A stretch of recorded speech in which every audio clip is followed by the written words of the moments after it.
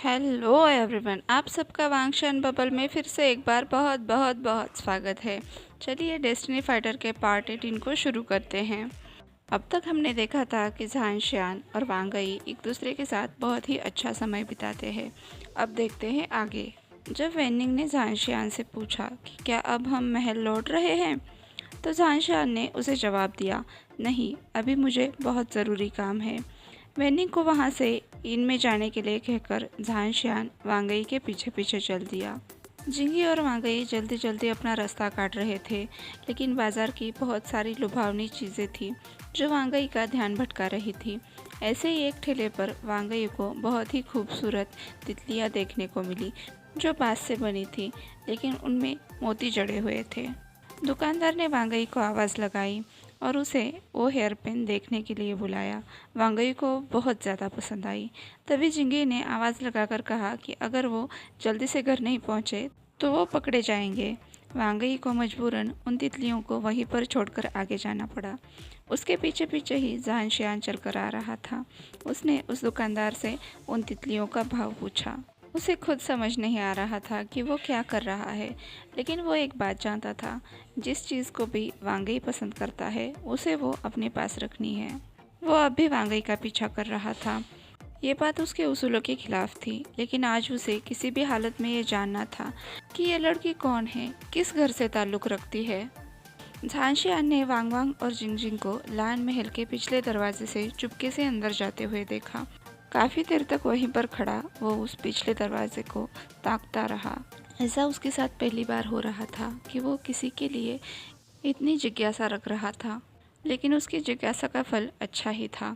वांग वांग लान महल में रहती है, इसका मतलब वो लान परिवार से ही है। हो न हो, वो कम से कम उम्मीद तो रख सकता है कि वो भविष्य में फिर से मिलेंगे। इधर वेनिंग इनमें बैठा मूंगफलियाँ खा रहा था। जब वो ऊब गया तो उसने उसके साथ खेलना शुरू किया। मूंगफली के दानों को ऊपर फेंककर वो अपने मुंह से कैच करने की कोशिश करता, लेकिन अफसोस कि वो एक भी बार सफल नहीं हुआ। फिर से छूट गया, वेनिंग चिढ़कर बोला। लेकिन तभी दरवाजे पर राजकुमार आ गए। झांशियान ने टेबल के पास मूंगफलियों का ढेर देखते हुए कहा, इतनी सारी मूंगफलियों का निशाना चूक गया, क्या तुम्हें शर्म नहीं आती? तो वेनिंग ने कहा, हाँ, ये तो बस मैं खेल रहा था। झांशियान ने कहा, वो तो तुम हमेशा ही करते हो। तो वेनिंग ने पाउट करते हुए कहा, ऐसा नहीं है कि मैं हमेशा खेलता रहता हूँ, कभी कभी मैं गंभीर भी हो जाता हूँ जब भी ज़रूरत होती है। तुम्हारे लिए यही सही है, झांशियान ने कहा। तो वेनिंग ने पूछा, अच्छा, कल हम कहाँ खेलने जा रहे हैं? तो झांशियान चिढ़कर बोला, हमेशा खेल खेल खेल, क्या खेलने और कूदने के सिवा तुम्हारे पास और कोई काम नहीं है? कल हम राजमहल जा रहे हैं। वेनिंग चौंक कर बुदबुदाया, ये सूरज पश्चिम की तरफ कैसे चला गया? अच्छा होता कि वांग वांग यहाँ पर होती। झांशियान के तेज कानों ने ये बात सुन ली और वो दिल में सोचने लगा, काश ऐसा हो पाता, पता नहीं भविष्य में हम कब मिल पाएंगे। इधर वांगई और जिंगई जैसे ही घर पहुंचे, उन्हें रास्ते में ही सिचेन मिल गए। सिचेन ने वांगई को देखा, जो पसीने में डूबा हुआ था, लेकिन उसके चेहरे पर बहुत बड़ी मुस्कुराहट थी। ऐसा लग रहा था वो दिन भर धूल मिट्टी में खेतों में काम कर रहा था। कहाँ गए थे? सिचेन ने गंभीर आवाज़ में पूछा। तो वांगई ने मुस्कुराकर कहा, मैं तो शिकार करने गया था। सिचेन को याद आया कि उसी ने वांगई को शिकार पर जाने की सलाह दी थी, लेकिन वो ऐसे तो अपने माँ बाबा के सामने नहीं ला सकता वांगई को, इसलिए उसने वांगई को जल्दी से नहाने के लिए कह दिया। इधर झांशियान भी राजमहल पहुंच गया। जब वो घर पहुंचा तो उसने अपने घोड़ों को अपने भरोसेमंद नौकरों के हाथ दे दिया। वो अपनी लंबी लंबी टांगों से अपने माँ के महल में घुस रहा था। तभी उसे महसूस हुआ कि उसके कंधे पर अचानक से वजन पड़ गया है। फिर पीछे से एक प्यारी सी आवाज़ आई, आप बहुत बुरे हो, मुझे अकेला छोड़कर चले गए। झांशियान आवाज़ से ही समझ गया कि ये और कोई नहीं, उसका छोटा भाई झान आंग है।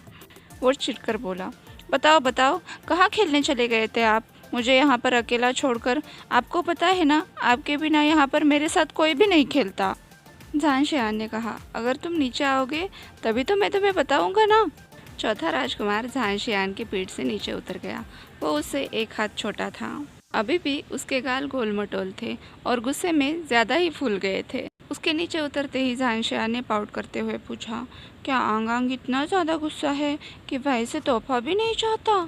आंग आंग ने गुस्से में कहा, भाई आप हमेशा ही मुझे पीछे छोड़कर चले जाते हो, मैं अकेला क्या करूँगा। झांशियान अपने छोटे भाई से बहुत ज़्यादा प्यार करता था। उसके सर पर हाथ फिराता हो वो बोला, देखो मैं तुम्हारे लिए क्या लाया हूँ। तोहफा। भाई आप दुनिया के सबसे अच्छे भाई हो। झानांग तुरंत खुश होकर बोल पड़ा। झांशियान सर हिलाते हुए बोला, इतनी जल्दी तो हवा भी अपना रुख नहीं बदलती। झांशियान ने अपने छोटे भाई को चिढ़ाया तो झानांग ने कहा, हाँ इंसान होते ही हवा की तरह है। झानांग ने तोहफा खोलकर देखा जिसमें धनुष बाण था। उसे वो बहुत पसंद आया। उसने कहा, भाई इसे देखकर तो ऐसा लगता है कि ये मेरे लिए ही बना है। वहाँ से दोनों भाई अपनी माँ से मिलने के लिए चले गए। झानांग रास्ते में बड़बड़ कर रहा था कि उसकी माँ झांशियान को कितना याद करती है। कॉन्क्यूपाइन सिंह के महल में पहुँचते ही झांशियान ने सभी नौकरों को चुप करवा दिया और दबे पाँव दोनों भाई अंदर जाने लगे। कॉन्क्यूपाइन सिंह का महल बाकी रानियों से अलग था। वहाँ की हर एक चीज़ मानो हाथ से तराश कर तैयार की गई थी। वैसे ये कहने में गलत भी नहीं होगा क्योंकि कॉन्क्यूपाइन सिंह ने खुद ये सब अपने दास दासियों को सिखाया था। उन्होंने ही उसके लिए हर एक चीज़ बनाई थी अपने पूरे दिल से।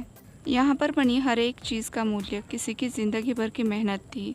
झांशियान और झानांग दबे पाँव अंदर आ रहे थे, लेकिन महाराज वीज़ोंग भी कोई कच्ची गोलियाँ नहीं खेला करते थे। उन्होंने तुरंत आवाज़ लगाई, तुम घर आ गए? और हाँ, झानांग भी साथ है।